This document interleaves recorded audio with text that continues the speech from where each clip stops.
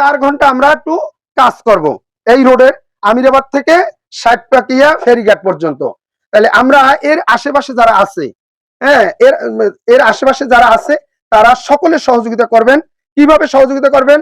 Number 1, সকালবেলা আপনার ঘুম থেকে উঠে নামাজ পড়ে আপনার বাসায় যে কাজকর্ম আছে সেই কাজকর্মগুলা করবেন। করার পরে আপনার নাস্তা পানি খেয়ে 7টার ভিতরে আসার চেষ্টা করবেন, রোডে আসবেন, রোডে বের হবেন। তারপর কিভাবে আমরা কাজ করব? বিভিন্ন গ্রুপে গ্রুপে কাজ করব। এট এ টাইমে দেখা যায় একটা রাস্তার যত ধরনের কাজ সব সব কাজ একসাথে করব।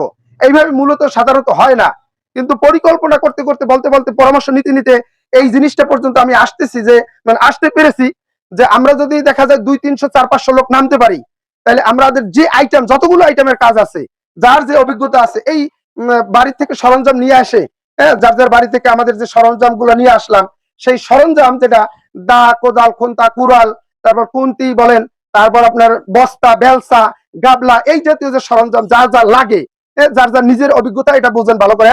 অর্থাৎ রাজের কামে যা লাগে, মাটি কাটার কাজে যা লাগে, তারপর অন্যান্য কাজে যা লাগে, এগুলো আমরা বাসা থেকে নিয়ে আসলাম। তবে একটু বলা থাকবে যে আপনারা যার যার বাসা থেকে আনবেন, ওই যন্ত্রটার উপর আপনার নিজের নাম লিখবেন।